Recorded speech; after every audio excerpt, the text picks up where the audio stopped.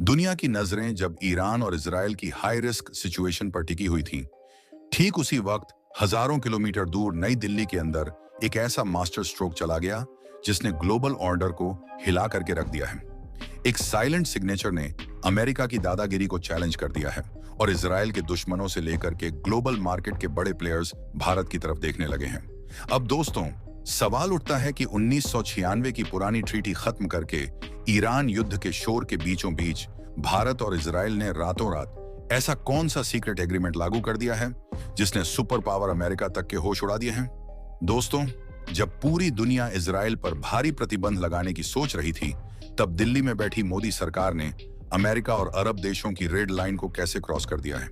क्या इसके पीछे इजराइल की सबसे घातक डिफेंस टेक्नोलॉजी को चुपचाप तरीके से बाहर शिफ्ट करने का कोई बहुत बड़ा ब्लूप्रिंट है? तो दोस्तों, जिसे मेनस्ट्रीम मीडिया छिपा रहा है, उस सच से जरा अब रूबरू होते हैं।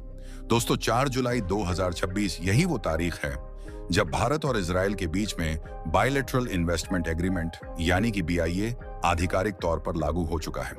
पिछले साल 8 सितंबर को नई दिल्ली के अंदर जिस एग्रीमेंट पर हस्ताक्षर हुए थे, उसने 1996 की पुरानी तस्वीर को पूरी तरह से बदल करके रख दिया है। और दोस्तों, ये उस वक्त हुआ जब इजराइल के ऊपर वेस्टर्न कंट्रीज का भारी प्रेशर है। भारत ने यह कदम उठा करके साफ कर दिया है कि अब फैसले दिल्ली में होते हैं और असर इनका ग्लोबल लेवल पर पड़ता है।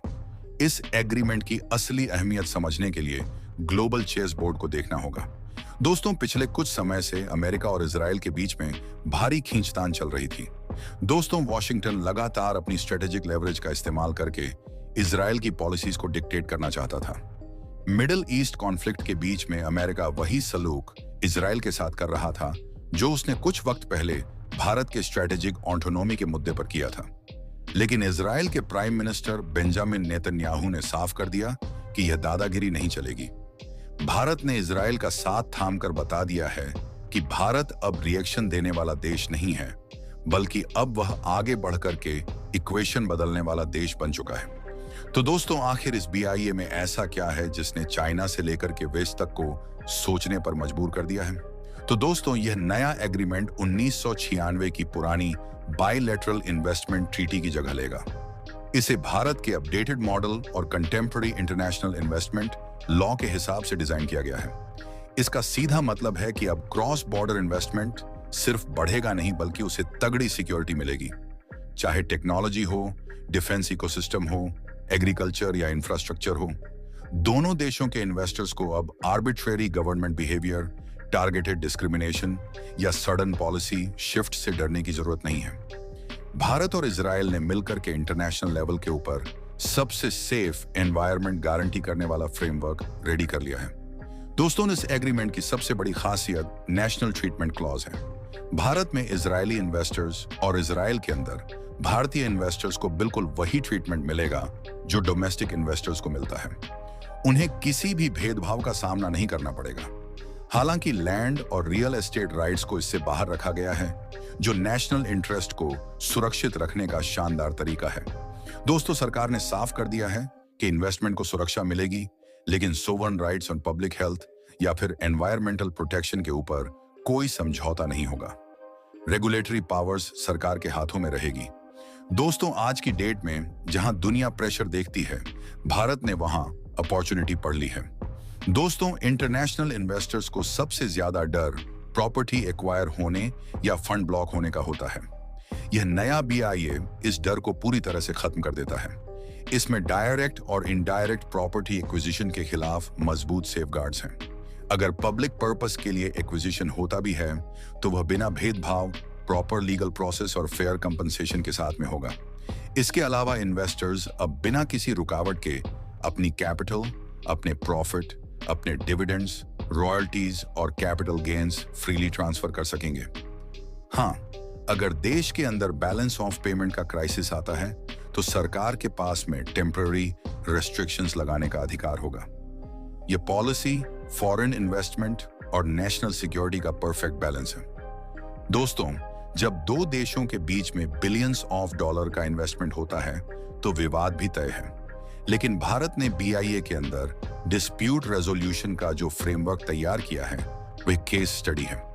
पहले इन्वेस्टर्स सीधे इंटरनेशनल कोर्ट चले जाया करते थे, जिससे सरकारों के ऊपर प्रेशर पड़ता था। नए फ्रेमवर्क के तहत इन्वेस्टर स्टेट डिस्प्यूट सेटलमेंट के लिए सबसे पहले डोमेस्टिक लीगल सिस्टम यानी कि देश की अदालतों का इस्तेमाल अनिवार्य होगा।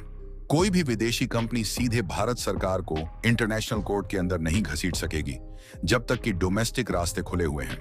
दोस्तों, इंटरनेशनल आर्बिट्रेशन शुरू करने से पहले इन्वेस्टर्स को लोकल कोर्ट्स या फिर एडमिनिस्ट्रेटिव बॉडीज के पास में जाना होगा।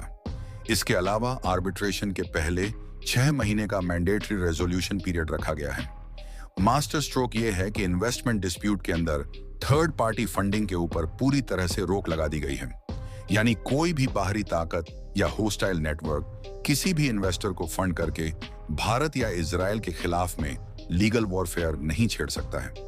अगर सारे डोमेस्टिक रास्ते बंद हो जाते हैं तभी मामला इंटरनेशनली जा सकता है। अब दोस्तों, आम व्यूअर के लिए यह जानना जरूरी है कि इसका सीधा असर हमारी इकोनॉमी, इंफ्रास्ट्रक्चर और जॉब पर कैसे पड़ेगा। तो दोस्तों, इजराइल इनोवेशन का हब है। उनके पास में कटिंग एज टेक्नोलॉजी है, साइबर सिक्योरिटी है, प्रिसीजन एग्रीकल्चर, वाटर मैनेजमेंट और एडवांस डिफेंस मैन्युफैक्चरिंग की महारत है। दूसरी तरफ भारत के पास में बड़ी तादाद के अंदर टैलेंट पूल है और ग्लोबल मैन्युफैक्चरिंग हब बनने का एम्बिशन है। इस BIA के जरिए इजराइल की टॉप नॉच टेक्नोलॉजीज, वहां की टॉप कंपनीज भारत में लॉन्ग टर्म इन्वेस्टमेंट करने के लिए कॉन्फिडेंस महसूस करेंगी।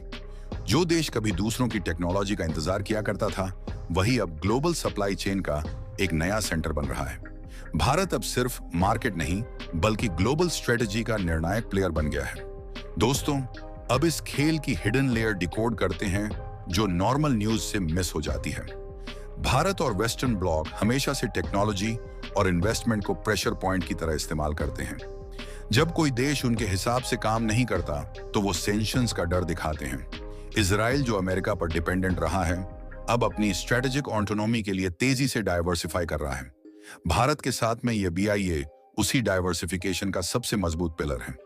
यह एग्रीमेंट दुनिया को साफ सिग्नल दे रहा है कि एशियन कंट्रीज के अंदर पावर सेंटर शिफ्ट हो रहा है। भारत फॉरेन पॉलिसी को डोमेस्टिक इकोनॉमिक ग्रोथ के साथ में पूरी तरह से सिंक कर चुका है। दोस्तों, इस कदम से चाइना और पाकिस्तान जैसे रीजनल प्लेयर्स के दिमाग में भी खतरे की घंटी बज गई है। चाइना, जो मिडिल ईस्ट के अंदर इन्फ्लुएंस बढ़ाने की कोशिश कर रहा था, उसे समझ में आ गया है कि भारत इजराइल पार्टनरशिप सिर्फ ट्रेड तक सीमित नहीं है। जब इनोवेशन, हैवी कैपिटल और मैन्युफैक्चरिंग स्केल बढ़ते हैं तो वो एक ऐसे डिफेंस और टेक इकोसिस्टम को डेवलप करते हैं जिसे काउंटर करना किसी भी सिक्योरिटी थ्रेट के लिए नामुमकिन होगा। दोस्तों, भारत ने बिना एग्रेसिव स्टेटमेंट दिए सिर्फ एक इकोनॉमिक ट्रीटी से अपने स्ट्रेटेजिक लेवरेज को रीजनल बैलेंस के अंदर कई गुना बढ़ा दिया है। 4 जुलाई 2026 को लागू हुआ ये India Israel bilateral investment agreement सिर्फ ऑफिशियल डॉक्यूमेंट नहीं है बल्कि बदलते ग्लोबल ऑर्डर का सबूत है। दोस्तों, आपको क्या लगता है? कमेंट में अपनी बात जरूर रखें। नमस्कार।